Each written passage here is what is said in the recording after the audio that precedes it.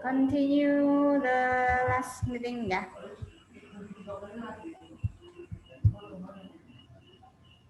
So the last time we have discussed skill 10, talking about context to determine meanings of difficult words. Jadi yang di skill 10 kemarin yang susah, nah yang di skill 11 ini yang mudah.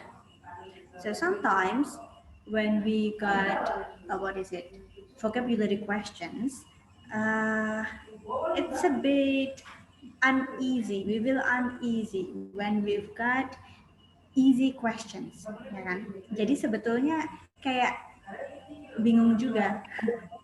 Kalau dapat soal yang susah kok ya kesusahan, tapi kalau dapat soal yang mudah kok jadi ngerasa kayak jangan-jangan jebakan kayak gitu. Nah, itu terjadi di soal untuk vocab, kosakata.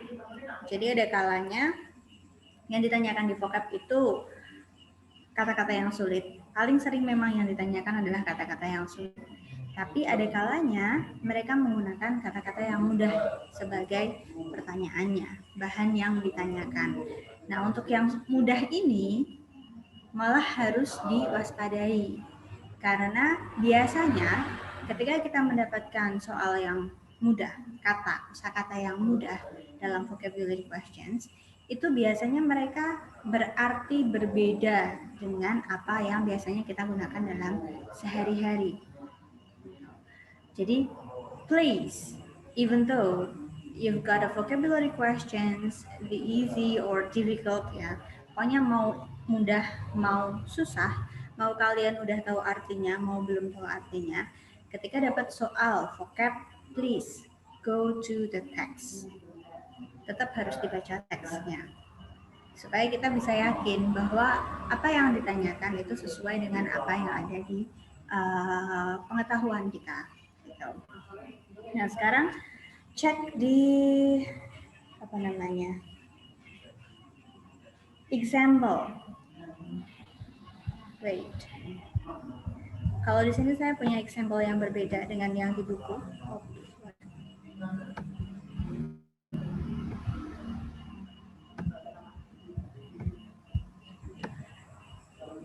Okay.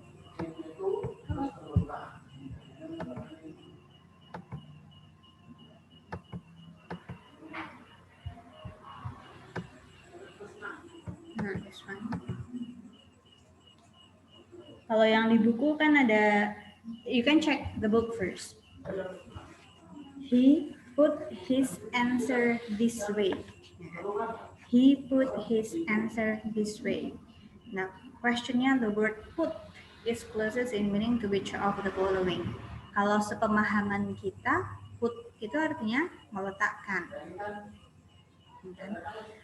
Tapi kalau yang di konteksnya, ketika kita baca konteksnya, apakah benar artinya meletakkan? He put his answer. Nah, yang perlu digarisbawahi di sini adalah answer. Answer di sini bukan answer sheet, bukan lembar jawaban, ya, atau ya bukan lembar jawaban sih, I said that one. Tapi hanya answer itu saja. Berarti answer itu hanya jawaban, kan? Nah, kalau jawaban tanpa ada lembarnya, berarti itu bukan sesuatu yang tertulis.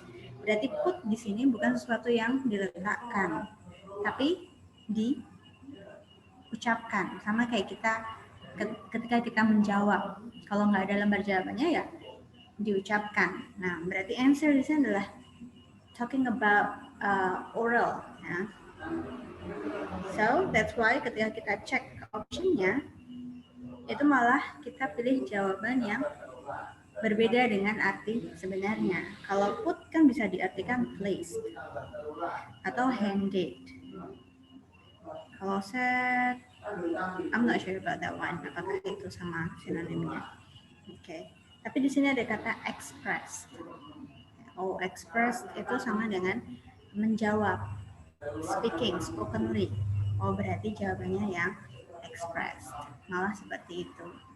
Gitu. Jadi kalau misalnya word-nya itu mudah, itu malah harus diwaspadai ya. Jadi mau susah, mau mudah, paling aman adalah check the context. Nah, kalau yang di sini You can see here. The company is taking steps. Yang ditanyakan adalah steps in line 2, should be 2. In line 2 could best be replaced by. Kalau steps arti sesungguhnya adalah melangkah, ya kan? Tapi di sini company, perusahaan. Apakah perusahaan itu maksudnya melangkah, benar-benar melangkah dengan kaki? Padahal di sini company kan sebuah perusahaan ya, bukan orang, tapi dia sebuah badan. So steps di sini nggak bisa kita artikan sebagai walks atau footprints. Oke. Nah, pilihannya apakah stairs? Kenapa mengambil stairs? I think that's really different. Oh, berarti steps di sini adalah actions. Langkah di sini adalah langkah action. Gitu. Oke. Mungkin kalau kalian perhatikan dari contohnya, itu sebetulnya kalau di sini ketika dapat soal yang mudah ya, vocab yang mudah, di pilihannya itu ada yang mirip, let's say walks dan footprints. Ketika dia mirip, itu kan berarti kita nggak mungkin cuman pilih salah satu. Let's say steps itu bisa diartikan walks, steps bisa diartikan footprints. Kita nggak bisa, berarti ini yang walks lah. Kalau kita pilih walks, kenapa kita nggak pilih yang footprints juga? Dan sedangkan kita tahu kalau TOEFL soalnya yang benar hanya satu. Nah, ketika ada yang dua mirip seperti ini, so that's definitely the incorrect answer. Dan yang di example yang di buku tadi juga begitu, ada placed sama handed. Itu kan hampir mirip ya, they are synonym.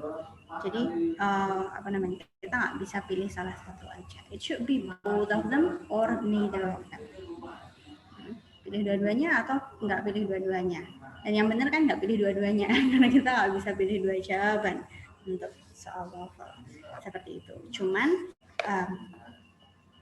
jarang sih untuk yang easy question, easy sejauh yang saya kerjakan itu biasanya memang yang ditanyakan adalah yang vocabulary-nya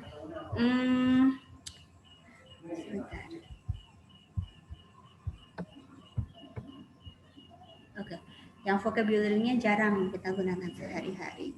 Tapi kalau misalnya ada yang mudah ya, so that will be your bonus point, bonus your point.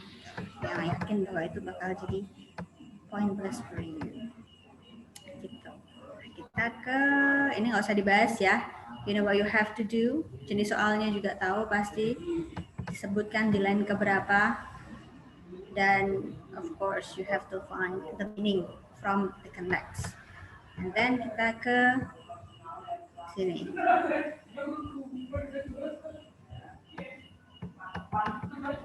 Okay. Kita ke TOEFL exercise. Untuk yang passage 1 and 2 kita kerjakan bersama. Bisa dibaca dulu dari nomor 1. The word rough in line 1. Rough in line 1. This one. Dibaca dulu kalimat pertamanya.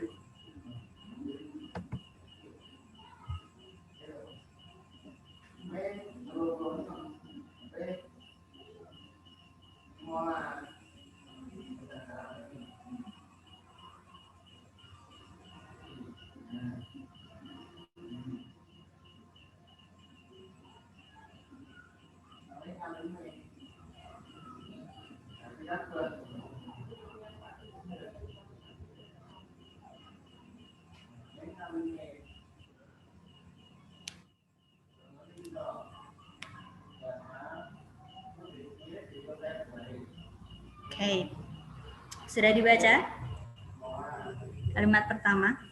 You can read until here atau bisa sampai sini aja. Atau kalau mau lebih jelasnya itu sampai sini. It's a bit long. It's okay. The piece of 8 was the nickname of the Spanish peso, which berarti which di sini menjelaskan si peso itu tadi, which was the rough equivalent of the American dollar in early America. Nah, and then ada penjelasan lagi lebih detail. The peso was accepted coin in much of the Americas. So, kira-kira yang mana ini? Rough itu artinya apa? Unsmooth, mean, approximate, or heavy?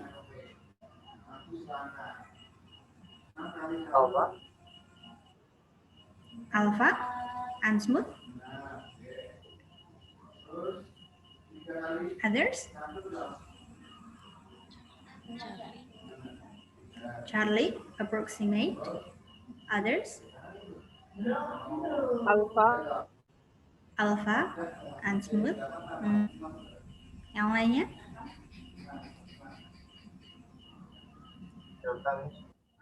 Delta, heavy. Okay. Let's see. Kita pahami kalimatnya ya. Jadi peso itu adalah nama lain dari atau nickname dari piece of egg. Jadi ada kata piece, ada istilah piece of egg itu adalah peso. Nah, peso di sini nyanyi Spanish ya. And then which was the rough? Oke, kita nggak tahu artinya rough di sini. Lalu ada equivalent, sepadan of the American dollar in early America. Jadi peso titik-titik sepadan dengan dolar Amerika. Jadi peso accepted. Koinnya itu diterima sebanyak Amerika koin gitu. Oh, ya pokoknya Amerika lah, dolar Amerika gitu. That one. Jadi di sini perbandingan ya, antara peso dengan Amerika. Di sini ada sepadan atau setara. Nah, sepadannya ini berarti rough di sini artinya apa? Kalau kita bicara tentang sepadan. Kalau diartikan unsmooth itu kasar ya. Kasar. Iya, Mister, can you repeat? Ya, seperti perkiraan gitu ya. D, delta, heavy? Charlie. Oh, Charlie, okay. Yeah, the answer is Charlie. Approximate. Ketika kita bicara membandingkan, equivalent ya, sepadan, perbandingan, itu biasanya menggunakan kata kurang lebih. Nah, kurang lebih di sini tidak menggunakan equivalent, tapi menggunakan istilah rough. Jadi kayak biar terlihat lebih oke gitu ya bahasanya. Maksudnya di sini kira-kiranya tuh kira-kira secara kasar gitu. Jadi nggak perlu pakai hitungan jelimet kayak gitu, something like that. Tapi kita nggak bisa mengartikan rough itu sebagai kasar. Kalau unsmooth kan kasar ya, that one. Kalau heavy berat, that's different. Okay. Kita tetap mengartikannya secara maknanya, equivalent, rough equivalent, kurang lebih sepadan dengan American dollar, kayak gitu. Okay. And then kita ke number 2 ya. Stores in line 3. This one. Bisa dibaca dulu kalimatnya.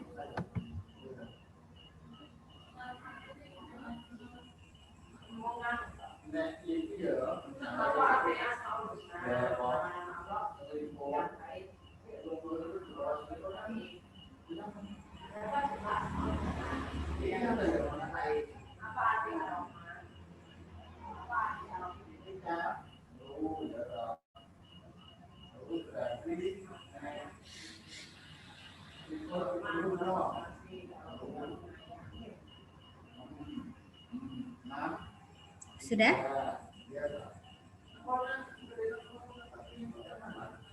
Okay. Kita tadi udah baca dari sini, so let me just read from here. Particularly during the period, stores of Spanish ships. Udah jelas nih sebetulnya. The stores of Spanish ships. Okay. Wait. Were regularly stripped by pirates on the waters of the Americans and redistributed. Stores-nya redistributed throughout coastal towns. Okay, so stores di sini, what does it mean? Departments, markets, shops, or supplies?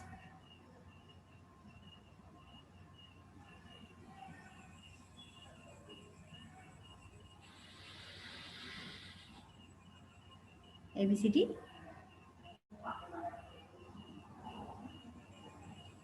Delta, Miss. Delta? Delta. Okay, that's good. Yes, the answer is delta, supplies ya. Jadi lebih ke arah barangnya dibandingkan tokonya. Karena ada kata redistributed. Yang pertama, clue pertama adalah Spanish ships. Store-nya pakai S, banyak ya. Jadi kalau kita mengartikan dia sebagai market atau shops atau market and shop, warung gitu ya. Itu kalau di Spanish ships berarti butuh banyak lawan. Mungkin masih possible lah. Mungkin shipnya besar, jadi ada store-nya. Okay. And then clue yang kedua adalah redistributed. Nah, dibagikan.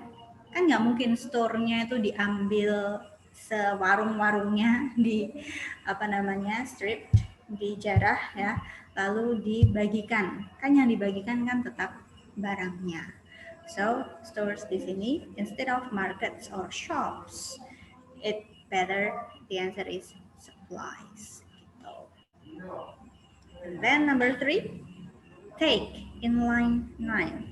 This one.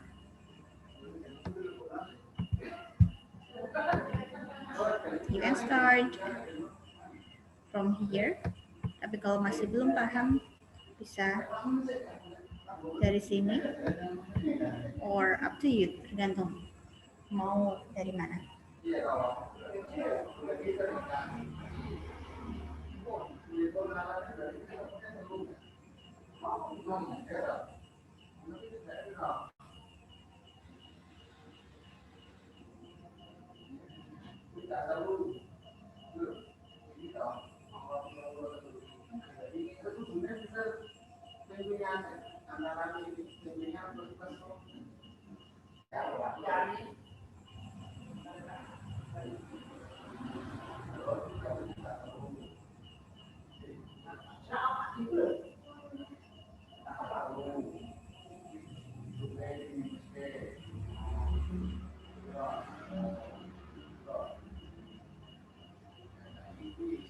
Okay, so let's try to read.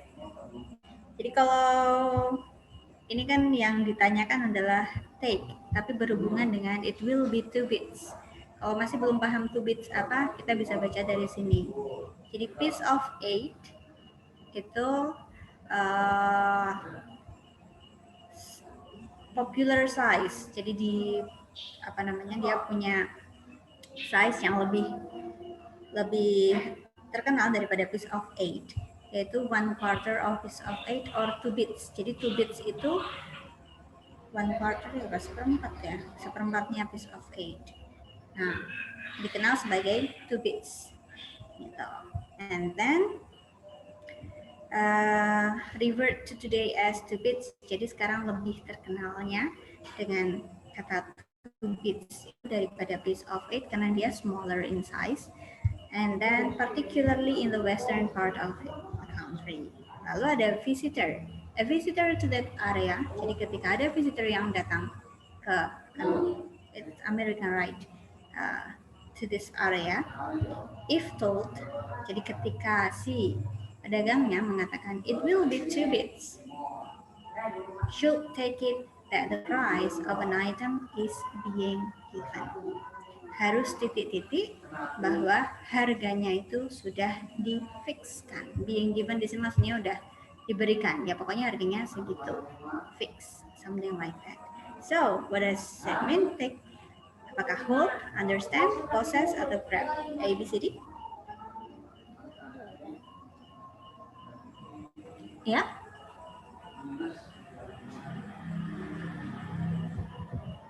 Can you repeat, Miss Ainul? Delta, Grab.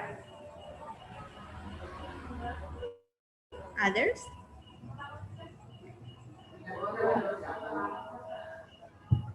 Oh, yes, mister? Bravo. Bravo, understand. What about the others?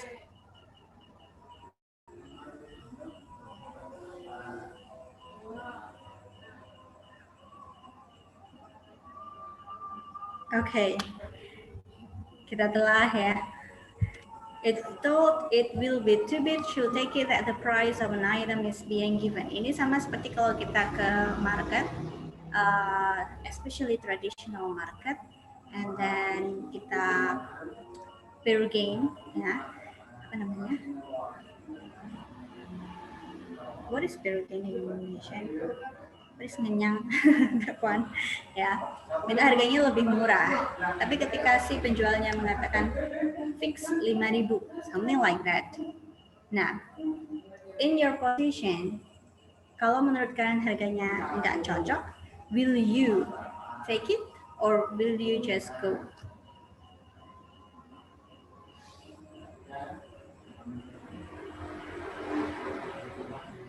Kalau harganya tidak sesuai dengan yang kita tawar, nah kita tawar, tuh, si pedagangnya tetap ngeyel, it will be too big, something like that. Kalau kita nggak mau,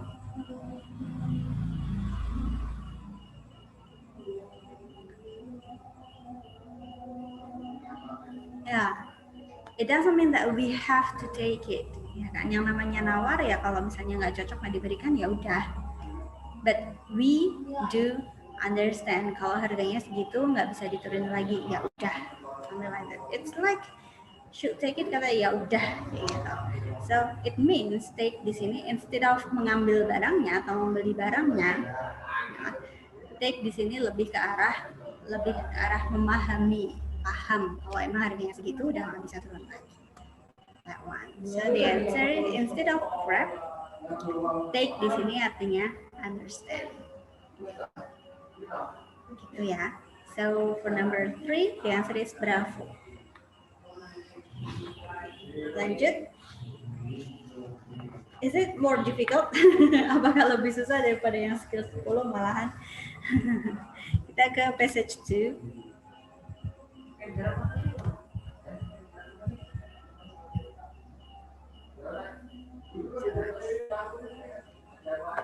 Okay. Number 4, school in line 3. What is it? Kalau ada of kayak gini ini biasanya juga bisa sebagai clue. So you can school of thought.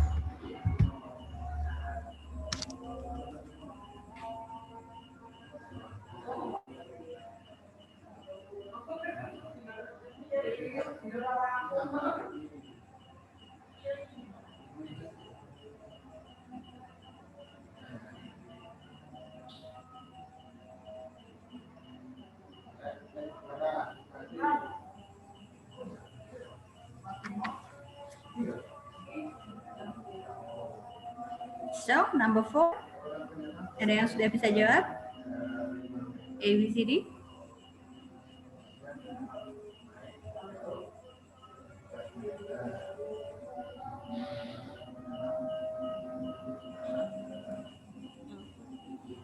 Alpha? Others?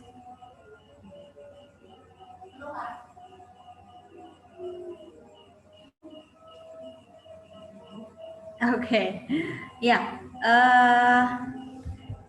We've got the clue here. Ada school. Kalau school, pengetahuan kita artinya sekolah. Tapi kok school of thought, dan disebut juga sebagai classical economics. Kalau kita bicara kayak classical economics itu kan seperti teori. So, school of thought di sini berarti dia adalah sebuah teori. Ini bukan sebuah sekolahan. Apalagi depannya ada kata filosofis. Okay, so yes. For number 4, the answer is a common belief. Yeah. Instead of college, of university, or educational institution. Karena ketiganya itu sama. So, of course, not the answer. Number 5, free in line 4. Oh, ada dua. Ada free competition and also free trade. Karena dua-duanya ada di line ke-4.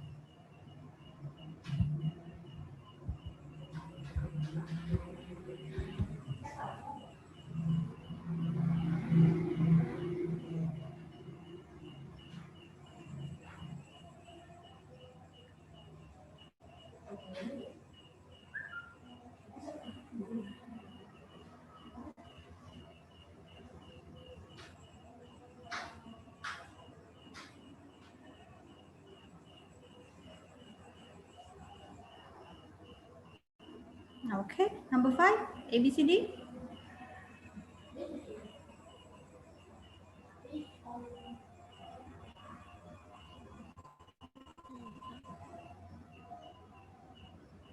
Delta, Democratic. Others?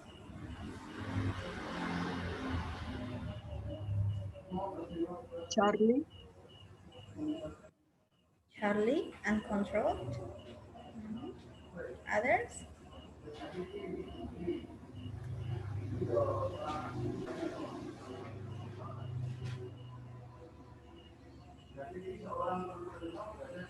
Oke, kita bahas ya. Di sini clue-nya nggak begitu banyak sih. If we read the sentence. According to Smith's idea, free competition and free trade are vital in fostering the growth of an economy. It's only talking about free competition and free trade. Kompetisi yang titik-titik dan trade itu apa ya? What is trade in Indonesia? Dan trade yang titik-titik begitulah. Oke. Nah, kita bicara kompetisi, free kompetisi, ya kayaknya maknanya sama yang biasa kita gunakan ya kan? Kompetisi yang bebas. Kawan. Trade yang bebas. Bukan kompetisi yang murah atau kompetisi yang apa namanya? Gratis. That one. Nah, berarti pilihannya apa antara C atau delta, uncontrolled atau democratic. Nah, the thing is, kalau uncontrolled benar-benar bebas, tidak terkontrol. Kalau democratic, what does democratic mean? Apa sih demokrasi?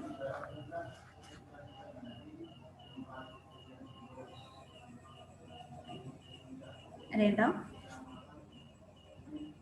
Indonesia menerapkan demokrasi di sini, yaitu bebas, yes, bebas, tapi bersyarat, ada peraturannya.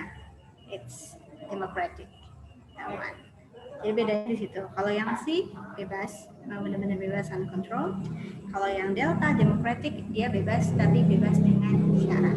Dan di sini I think we don't find any rules here. Jadi free di sini emang artinya hanya bebas. So the answer is C, Charlie. Okay, the next one. Number 6, line.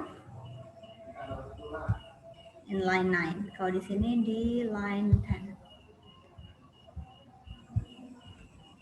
10. Line. Line itu artinya bisa garis, bisa apa namanya?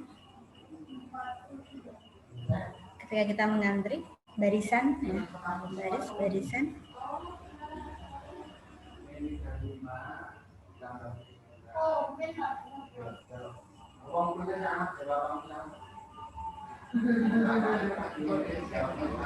Oke. Sudah ketemu ABCD?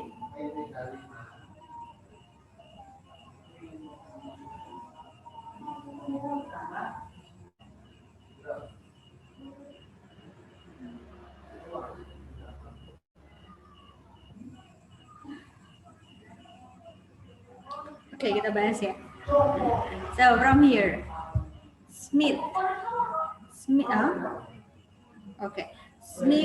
economic ideas of free trade and competition are right in line with these political ideas. Jadi ada dua ideas di sini, economic ideas-nya si Smith dan political ideas.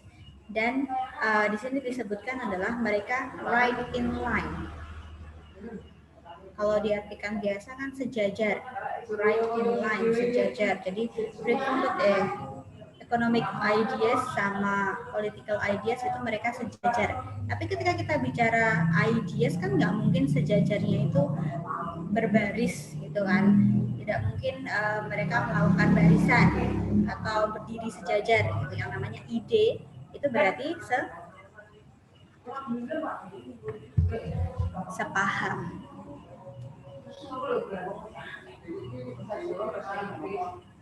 Okay, so the answer is delta, agreement. Yeah. Okay, that one more, that's nice. Thank you. Gitu ya. Jadi memang harus dipahami lagi itu kayak kata kiasan kalau di Indonesia sih sebetulnya. Jadi kita menggunakan kata yang mudah tapi dimasukkan dalam kalimat yang berbeda dan jadi memiliki makna yang berbeda. And as I said before, kita punya exercise yang banyak. Ada TOEFL exercise skills 8 until 11 and also TOEFL review exercise skills 1 sampai 11.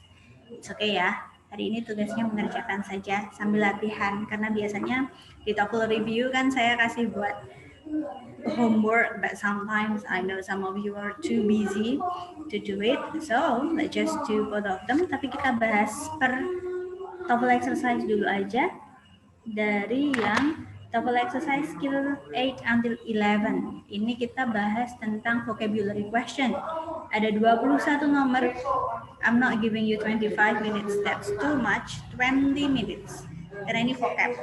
Ketika mengerjakan ini pastikan jangan buka kamus dulu ya, karena kita akan mengerjakan soal vocab. Jadi kamusnya disimpan dulu. Nanti kalau misalnya pas pembahasan baru buka kamus boleh.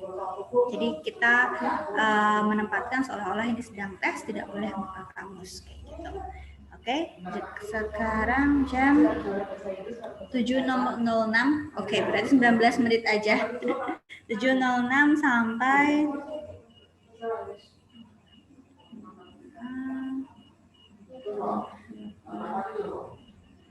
7.20. Oh, lama sekali. Oh, enggak. 7 berapa sih? Wait.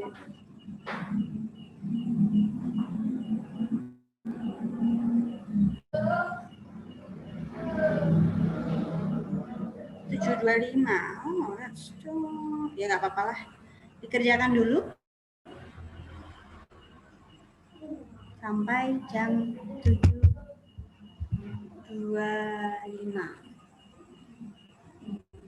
Tapi kalau selesai sebelum itu bisa kita bahas.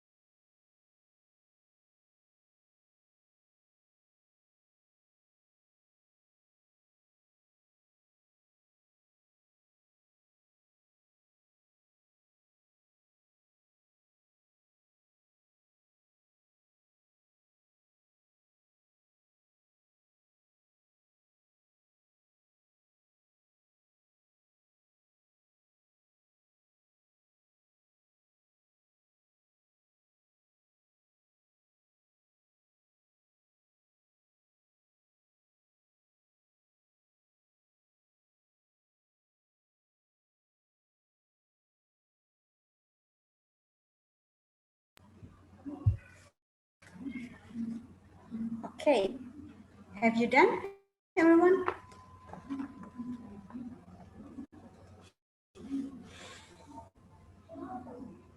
Belum?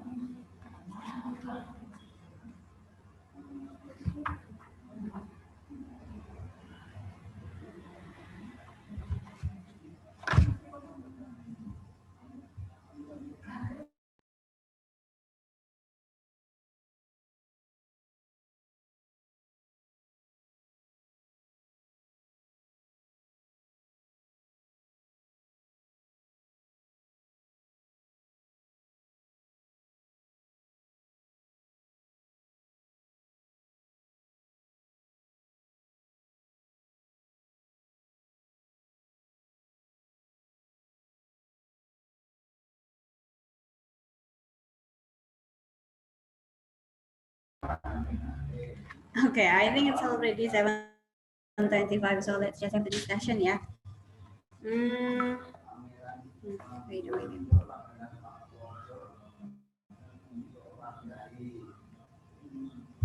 Okay. So let's have a discussion. Start from passage 1, talking about cardamom. Number 1, the word solely in line 2 could best be replaced by A, B, C, D.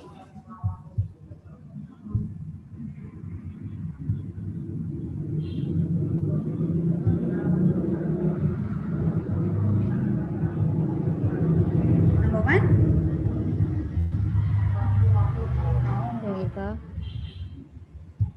delta, helpfully. What about the others?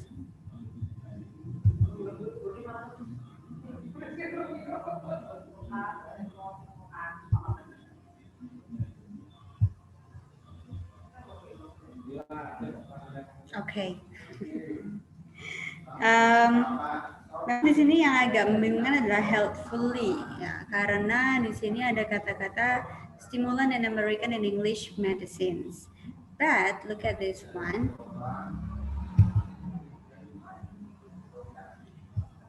Ada kata satu. Jadi si kardamom itu kalau di Amerika sama di Inggris itu digunakan titik-titik sebagai stimulan, stimulan. Jadi hanya ada satu fungsi dari kardamom itu yaitu sebagai stimulan aja, gitu, stimulan medicine, ya, that one. Makanya solely ini walaupun mungkin bisa bermakna helpfully, but actually for this one the answer is only, has been used only as a, gitu. Nah, jadi memang hanya sebagai satu fungsi. Number 1, bravo. Number 2, multi-purpose. Nah, kalau yang di other cultures itu multi-purpose. A, B, C, D? Yes, that's good. Delta ya, varied. Jadi opposite-nya dari solely di situ. And then number 3, season.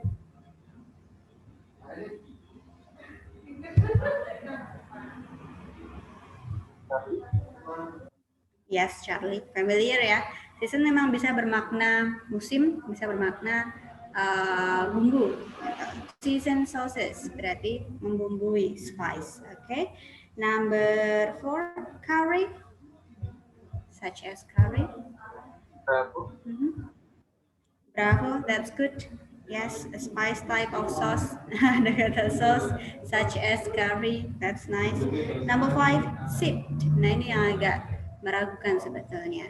Sip. Oh, this one is sip. Sipped ya kalau yang di book ya. A, B, C, D? Delta, wrong. It's not wrong.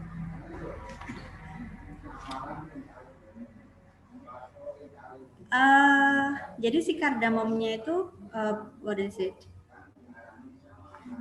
In Middle Eastern, kalau di Middle Eastern countries itu di sipped. Nah, sipped ini apa? Sipped untuk prepare a flavorful golden colored tea. Jadi untuk apa namanya, membuat teh, ya teh lah, golden colored teh gitu. Jadi sip di sini bukan ground, karena kita nggak bicara tentang dikembangkannya ya, tapi kita bicara tentang prosesnya. Jadi kalau kardamom itu di Amerika sama Inggris prosesnya sebagai stimulan, jadi sebagai medicine. Kalau di tempat yang lainnya bisa digunakan sebagai apa namanya, di Asia itu sebagai bumbu untuk kari. Nah kalau di Middle Eastern itu digunakan sebagai teh. Nah prosesnya untuk membuat teh itu dia di sipped. Sipped itu sebetulnya artinya sama kayak steam. Okay, it's a difficult word dan juga nggak apa namanya, nggak familiar juga. Yeah. So the answer for number 5 is steamed. Di steam dikukus ya, kayak dikukus gitu. Karena kita bicara tentang jadi diambil rebusannya something like that. One, lanjut ke passage 2. Mana ini?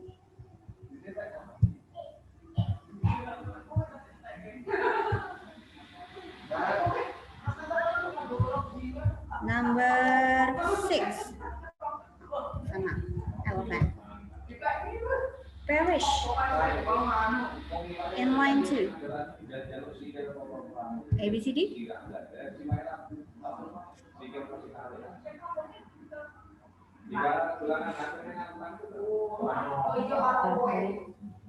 Yes, that's good, Charlie. Die, ya. Kita bicara tentang example-nya itu killed by hungers, berarti die. And then number 7, unnatural causes. A, B, C, D.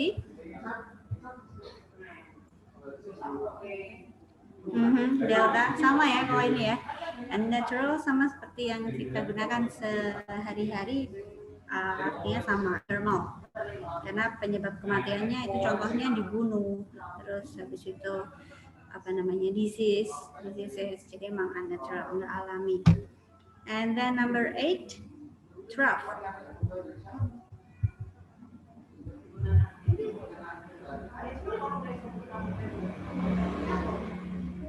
Trough, ABCD.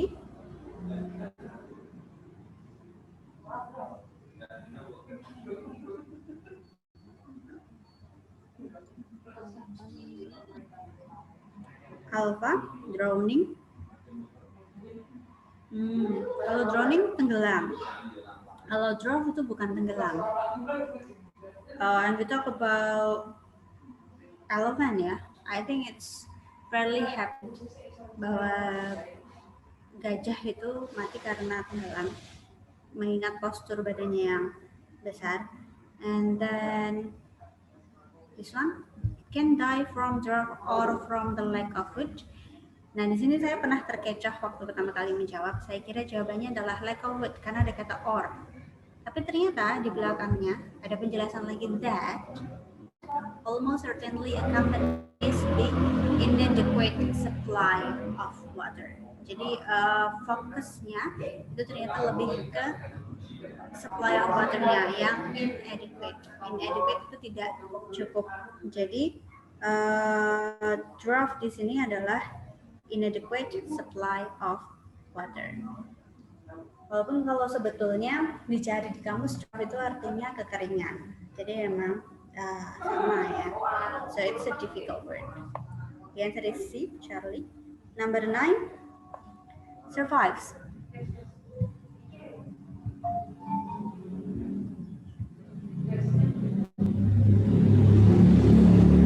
I think it's easy for number 9, ABCD.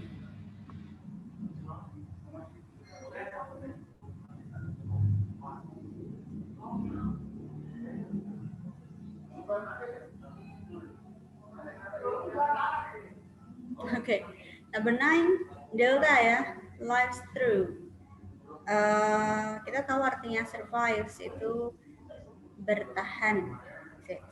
Dan di sini juga artinya sama, Karena di kalimatnya if however another survive these disasters, kalau mereka bisa bertahan dari disaster, it falls prey to old age in its mid-60s.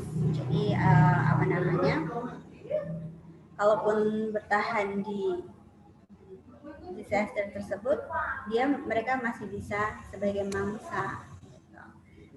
Apalagi di usia tua, mid-60s. Okay, that one. So survives di sini artinya lives through. And then number 10, molars. Ini ada clue-nya. It's really easy. ABCD.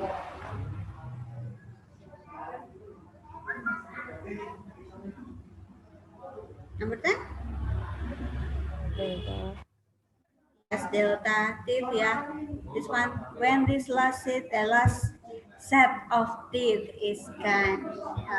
Last set of teeth, gigi geraham berarti ya, gigi paling belakang.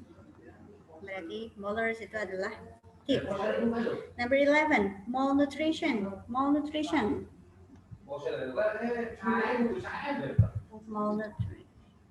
Yes, that's good, Charlie. Unable to obtain adequate nourishment. So it's the same as what without suffer from poor eating. Kekurangan nutrisi. 12, final home.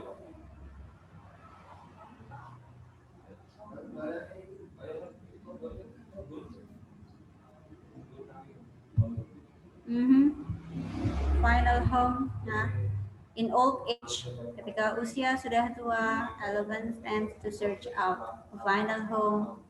Ya, and then di kalimat, iya, apa? Oh ya, alba, a place of die. Ya. Dan di kalimat terakhir ada the bones of many old elephants have been found. Jadi ditemukan banyak bones di situ. Berarti final home adalah tempat di mana mereka mempersiapkan untuk kematian, so a place to die. 13, shade.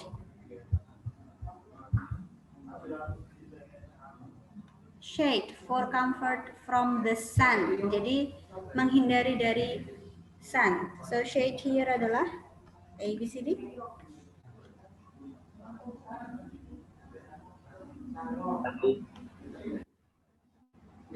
Charlie, diminished light.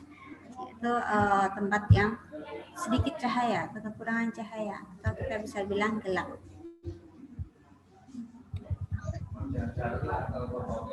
Passage 3. 14. Product. In line 1.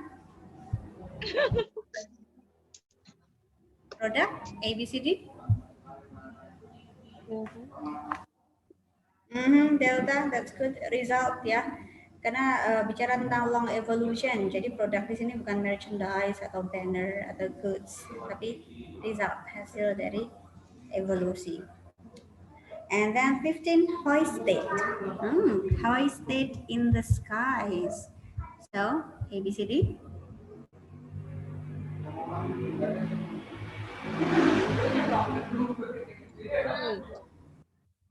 Okay, that's good. Charlie, raised. Ya, jelas di sini. And then ironic in line 6.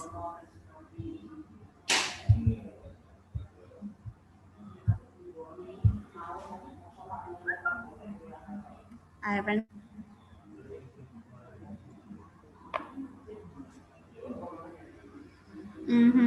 It's Charlie ya, unexpected. Jadi kalau dipilihannya ada still like. Still like itu sama kayak baja gitu. Nah, bicara tentang iron kan besi atau baja begitu ya. And then itu aja sih yang mirip. And then this one, kalau dari kalimatnya kan, it could be considered rather ironic. Jadi dianggap titik-titik karena simbol dari British rule itu ada di Amerika, benderanya Amerika. Padahal kita tahu sendiri kan, Amerika itu untuk merdeka mereka harus melawan British. Tapi ketika dibuat benderanya malah ada simbol dari British. That's why it's ironic. It's unexpected. And then 17, obscure in line 8.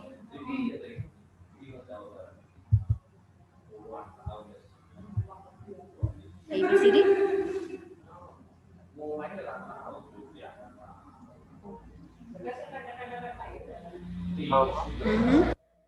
Iya, oke. Ya, this alpha unclear. Kenapa unclear? This one. The origin of the stars of the current flag is obscure. Jadi asal muasal adanya bintang di bendera sekarang itu tuh obscure. Nah, the stars could possibly have been taken from the flag of Rhode Island. Mungkin diambil dari bendera di Rhode Island, or they could have been taken, atau mungkin ada kata could di situ. Jadi bahkan si penulis sendiri pun not sure asal dari stars tersebut. So obscure di sini adalah unclear. Okay, and then 18, 11. Yes, that's good. So yeah, ada kata needlework. So it talk about menjahit. So itu menjahit. 19, work in line 14.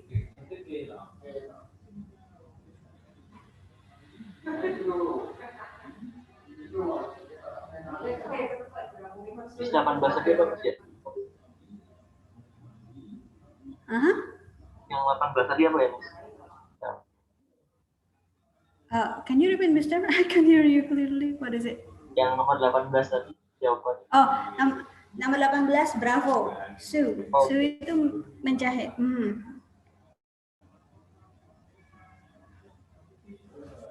Okay, 19, work.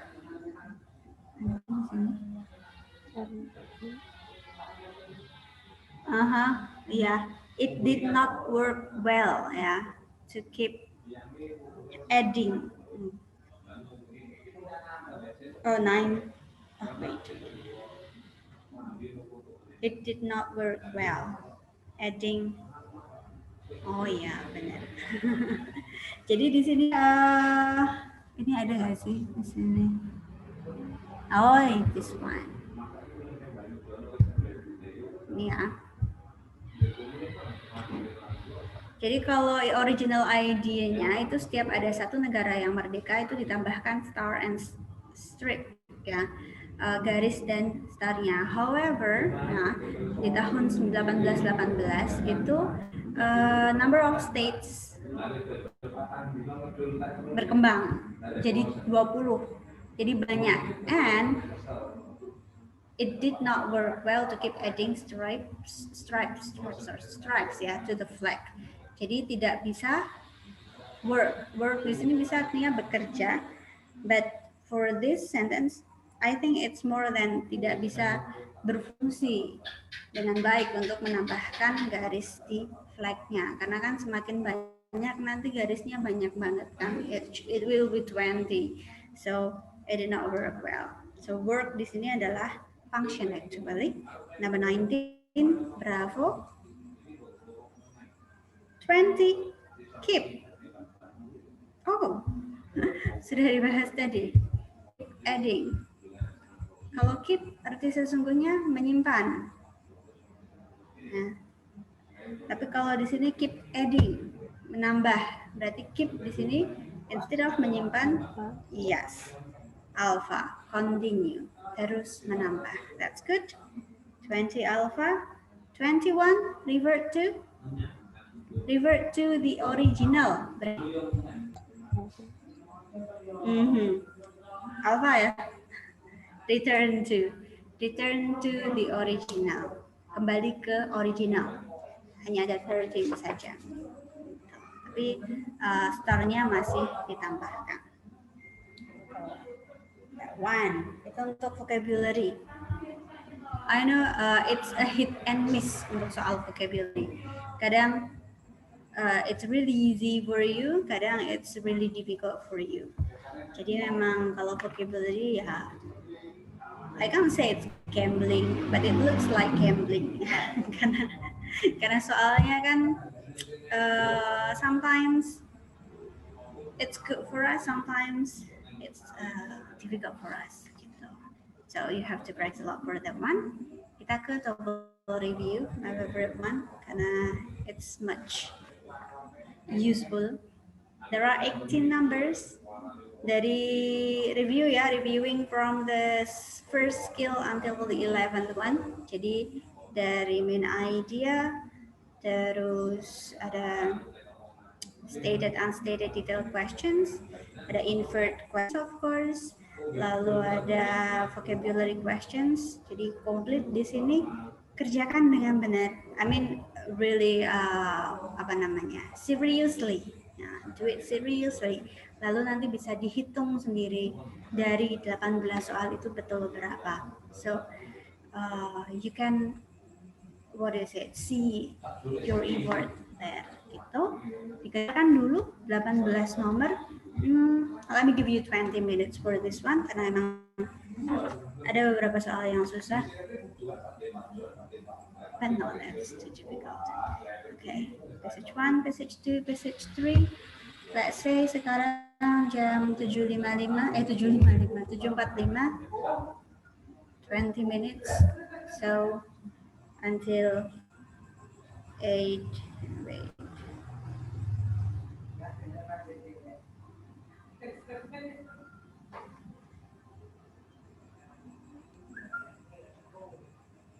Okay, 8:15.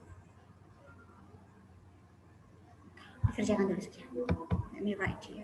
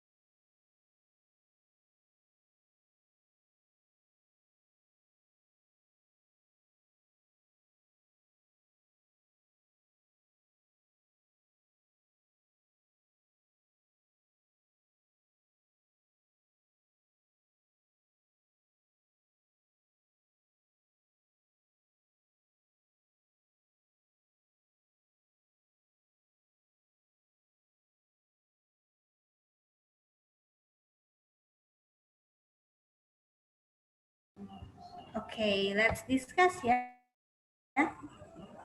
for double review exercise.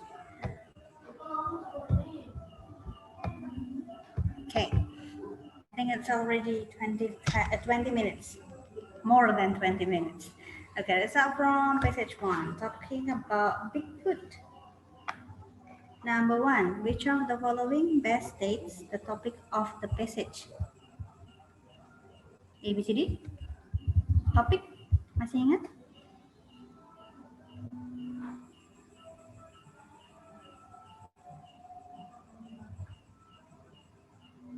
Aku? Bravo. A description of Bigfoot. Kalau description of Bigfoot, I think it's only paragraph 2. Tentang Bigfootnya hanya paragraf 2. Tapi sebetulnya kalau kita baca di passage-nya, itu paragraf pertama itu bicara tentang Bigfoot yang diberitakan ya, terlihat gitu di Pacific Northwest. Jadi lebih ke arah Bigfootnya, lalu terlihatnya di mana dan tinggalnya di mana, something like that. Jadi tentang keberadaannya Bigfoot. Lalu di paragraf kedua itu tentang that one, description-nya, tingginya, lalu kalau yang di kalimat pertama hanya tingginya, so that's talking about the high. And then di paragraf ketiga ada kata evidence to be convinced of its existence. Jadi keberadaannya yang masih dipertanyakan, tentang evidence-nya yang belum cukup, bukti yang belum cukup tentang keberadaan si Bigfoot tersebut. Jadi bukan hanya description-nya, tapi juga lebih ke Bigfoot itu ada apa enggak gitu. Something like that. So actually for number 1 the answer is Delta. Yes, that's good.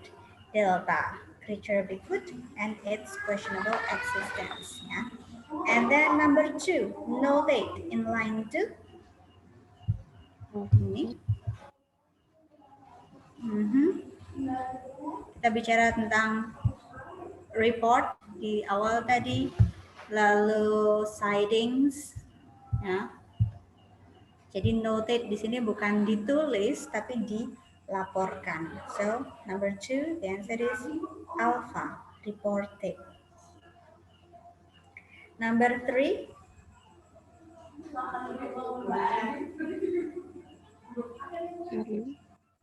Okay, that's nice, Charlie. Kalau ini mudah ya.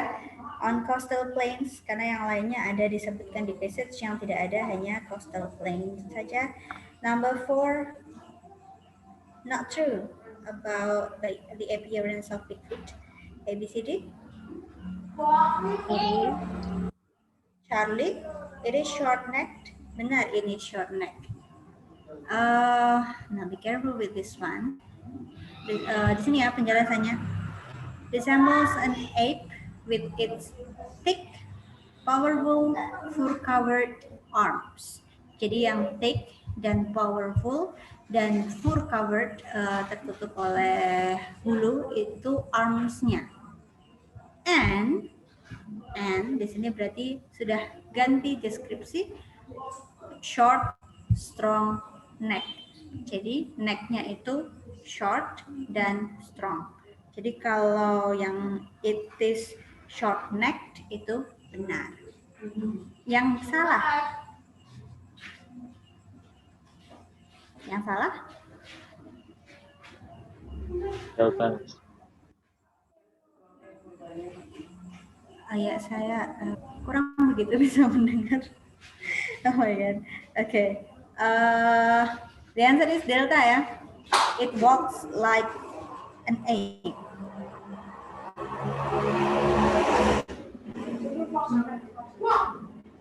Oke, karena kalau kita bicara tentang ape itu kan sebangsa kera. We know how they walk. kan mereka jalannya tidak tegak ya, tapi apa namanya,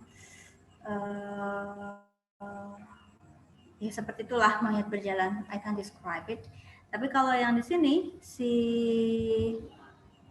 Bigfoot, walaupun dia resembles-nya, physical appearance-nya itu sama kayak ape, tapi walking-nya, however its manner of walking erect itu tegak ya, so not the same as ape for walking gitu. Jadi walks like an ape-nya salah, delta. Oke.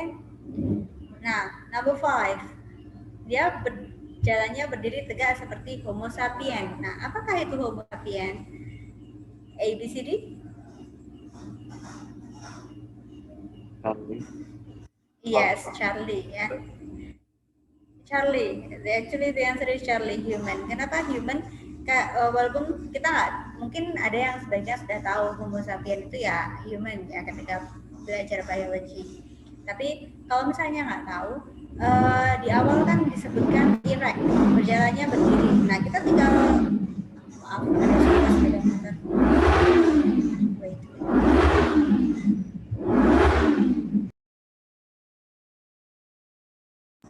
Oke, kita tinggal cocokin aja.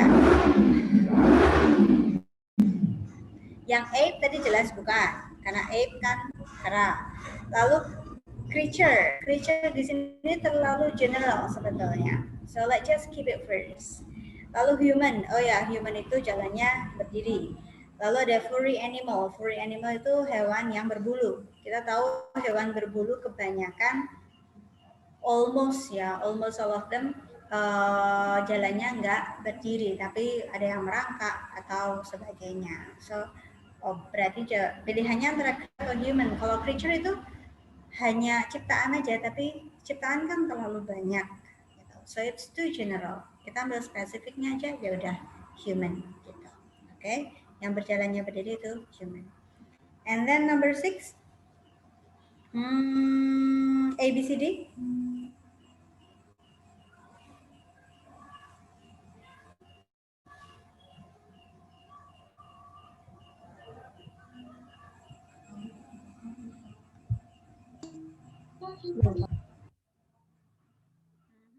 Bravo or Delta?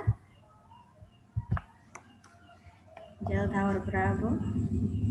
Oke, di sini kalimat terakhirnya. The fact that some purported evidence has been proven fake may have served to discredit other more credible information.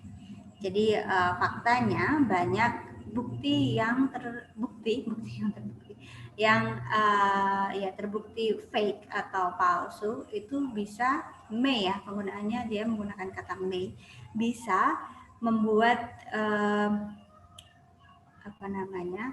bukti yang lainnya yang more credible itu discredit, atau jadi bukti yang sudah lebih credible itu jadi terlihat tidak kredibel seperti itu. Faktanya begitu, faktanya. Pemikirannya begitu. Okay. Nah, let's look at the option. Yang A, they will certain as to its existence. Mereka yakin keberadaannya Bigfoot. No ya, karena banyak kata yang fake juga. Lalu yang Bravo, they are not yet certain. Mereka belum yakin. Okay, kita bisa save itu dulu. Lalu yang C, they are sure that it does not exist. Nah, be careful with this one. Kalau yang Charlie, mereka yakin bahwa mereka tidak ada. Kalau mereka yakin mereka tidak ada, mereka tidak akan membuat penelitian. Mereka tidak akan mencari bukti-bukti bahwa si Bigfoot itu ada. So we can say they are sure. Karena di sini menggunakan kata may, jadi masih ada kemungkinan. Nah, lalu yang Delta, they feel that all the evidence is fake. Nah, this one, it's also be careful. All the evidence is fake. Jadi saya tekankan lagi ada kata may di sini, yang mungkin membuat informasi yang lainnya jadi kurang meyakinkan, tapi bukan berarti bukti-bukti yang lainnya, semua bukti itu adalah fake. Some, it's only some, so not all. That's why for the answer is bravo. Kita hanya bisa buat kesimpulan itu aja. Intinya they are not yet certain. Belum yakin aja. And they still try to find the good fact about Bigfoot. Gitu. Next, passage 2. Epinephrine. Paragraph preceding. Ada kata the next hormone. Berarti sebelumnya kemungkinan adalah ABCD. Okay, that's nice. Charlie, different hormone. Number 8. Another name of epinephrine. It's really easy. ABCD. Delta ya. Ada di atas. The next hormone is epinephrine or adrenaline. So that's the other name. And then number 9, not mentioned as a result of the release of epinephrine in the blood. ABCD.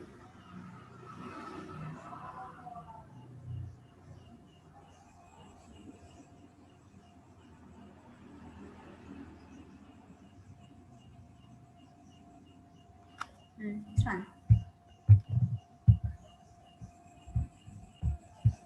So a large amount of epinephrine is released into the blood and body response. Nah, ini resultnya. Ada yang pertama increased heartbeat, lalu higher blood pressure. Jadi detak jantungnya meningkat, lalu tekanan darah meningkat, and conversion of glycogen into glucose for energy enable the body to deal with the stress. Yeah, this one, energy. Berarti yang nggak ada adalah si severe asthma. Ya. Jadi hasil dari dilepaskannya epinephrine ke dalam tubuh itu menyebabkan detak jantung meningkat. Kalau kita ngomongnya deg-degan, mungkin di sini ada yang dokter lebih paham ya epinephrine is. Terus higher blood pressure juga, dan ada sebetulnya juga ada lebih energi itu kalau kita stres. Nah, biasanya epinephrine itu dikeluarkan supaya badan kita bisa combat the stress. That one. Okay, so the answer for number 9 is A. Number 10. Yang saya sebutkan tadi, to enable the body to deal with the stress. Berarti jawabannya yang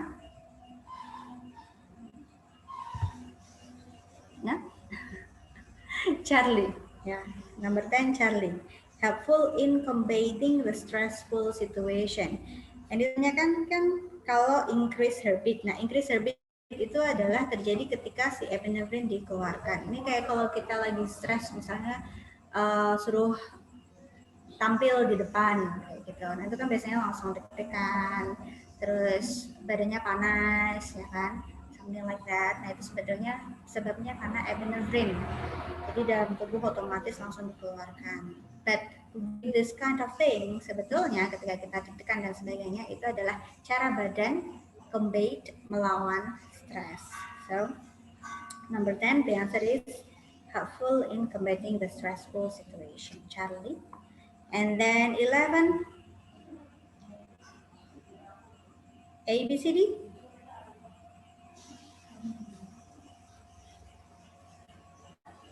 Ada di paragraf kedua ya.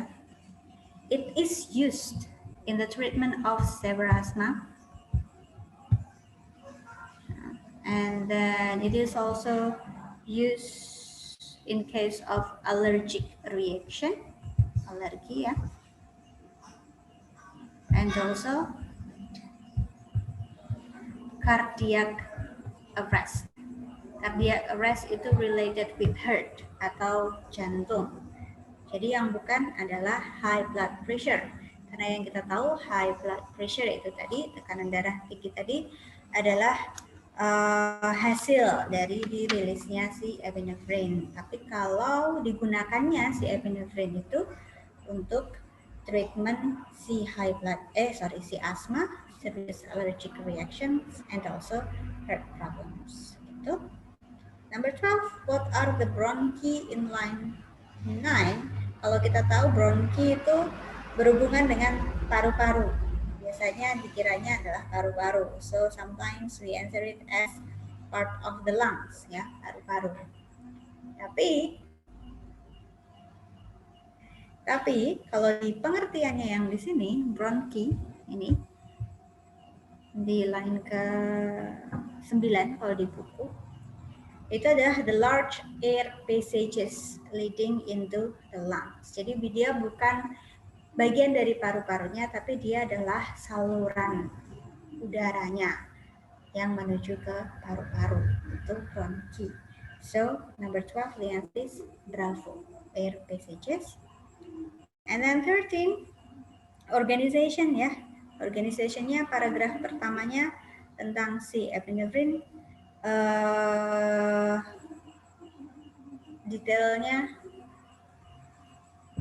Detailnya tentang natural functionnya ya. Lalu yang di paragraf kedua further applications-nya. Natural functionnya tadi kan conveyed dengan stres, lalu di paragraf keduanya tentang what is it? Treatment ya, use treatmentnya lebih detailnya untuk ke beberapa penyakit itu tadi. So number 13 delta. Lanjut. Saya cepat ya, because it's already 8:25. Sedangkan untuk yang ini agak sedikit. Ada yang susah di soal yang ini. Okay, 14. The passage states that all the following occurred prior to 1933 except that kecuali. Oh, that's nice. Yes, the answer 14 is delta. Okay, Governor Comstock canceled all banking activities in Michigan karena prior itu sebelum 1933. Jadi yang terjadi hanya ini in the two preceding years. Jadi memang di 1933 itu terjadi banking crisis. Tapi di 2 tahun sebelumnya, nah ini yang ditanyakan prior-nya itu large number had failed. Fear of loss saving ya. Jadi para penabung di situ ngambil uangnya karena takut kehilangan uang gitu. Nah, barulah di tahun 1933 moratorium all banking activities. Jadi kalau yang delta cancelled all banking activities itu terjadinya di 1933, bukan sebelum 1933. So that's why the answer is delta. And then 15, moratorium. What is moratorium? Ya, temporary cessation, dihentikan sementara. Jadi ada kemungkinan dijalankan lagi, tapi untuk sementara dihentikan, that's moratorium. I think mungkin ada yang sering dengar moratorium CPNS dulu.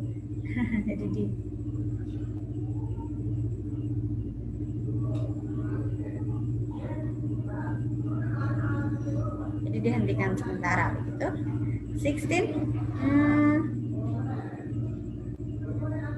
16 ABCD.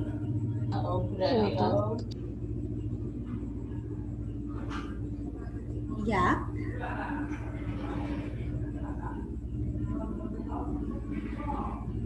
Yang ini yang Roosevelt ya, declared a banking moratorium throughout the US, left the entire country, talking about US and entire country. Jadi keseluruhan di negara tersebut, jadi di US. Berarti jawabannya yang delta, all the banks. Kalau yang Bravo kan most, the banks in most of the US. Jadi masih ada beberapa yang tidak. Tapi kalau di sini entire berarti semuanya. So 16 delta. 17 invert from the passage. Ada yang delta? Ada yang alpha? Bravo? Charlie? Be careful with this one. After to invert itu agak sedikit perlu hitung-hitungan ya. So we can see here karena soalnya hanya invert, kita cek di optionnya dulu ya. Yang A, Congress did not give any special priority to the banking situation. Kita lihat di sini, sepertinya mulai dari paragraf kedua untuk jawaban nomor 17. Special session, jadi mereka mengadakan pertemuan spesial, berarti kalau did not give any special priority jelas salah ya, karena kongresnya langsung membuat special session untuk mengatasi banking crisis ini. And then yang Bravo, the Emergency Banking Act help all banks to reopen. Apakah semua banknya reopen? No, karena di sini emergency bank assist financially healthy banks to reopen. Jadi yang dibantu untuk dibuka kembali itu bukan semua bank, tapi hanya bank yang secara keuangannya sehat, healthy banks only. And then yang Charlie, 10% of the country's money was in financially unhealthy banks. Jadi 10% dari keuangan negara itu dianggap ya atau berada di bank yang tidak healthy. We can see here by March 15, banks controlling 90% of the country's financial reserve were again open for business. Jadi yang 90% di sini, be careful, 90% di sini bukan banknya yang buka, tapi finansialnya. Jadi bank yang buka tadi, ya, bank yang bisa reopen tadi, itu mereka mengkontrol 90% dari keuangan negara. Jadi kita bisa bikin kesimpulan 90% itu adalah keuangan yang sehat. Karena tadi yang bank yang buka adalah bank yang sehat, keuangannya sehat.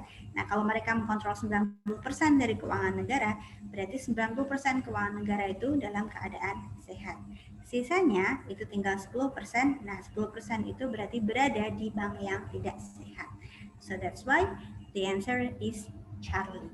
Actually, karena kalau yang Delta, 90% of the banks reopened by the middle of March, tidak disebutkan karena yang 90% di sini bukan banknya, but the country's financial gitu. So that 17 is Charlie. Kalau soalnya invert itu tidak mungkin angkanya yang ada di teks dan di jawaban itu sama. Ya, they will not say 90% di situ dengan 90% yang di nomor 17 itu sama maknanya. It definitely will have different meaning actually because invert ya. And then the last one 18 organization ya. It's really easy. Apa coba?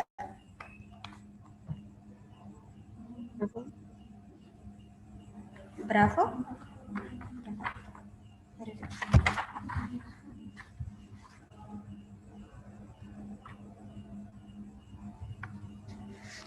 Wait a minute. Bravo, yes, a problem and a solution. Paragraf pertama problemnya, nah, banking crisis, lalu paragraf kedua solutionnya, si kongresnya ngadain meeting, lalu ada banking act ya yang membantu bank membuka kembali and etc. That one. Okay, that's it. Ada yang betul semua? Hopefully yes. Okay, but if you still have some incorrect answer, nah, ada yang beberapa mungkin masih ada yang salah, bisa dibaca-baca lagi, dicek lagi, dicari alasannya, mungkin penjelasan saya kurang jelas tadi, then you will get better comprehending ya. Jadi bisa lebih paham, lebih oke pemahamannya. Okay, so I think it's the time. Yes, I think that's all for today. Thank you very much for joining the class, and let's meet again next week. So wait a minute. See you everyone. Thank you, Miss. Miss. Mhm.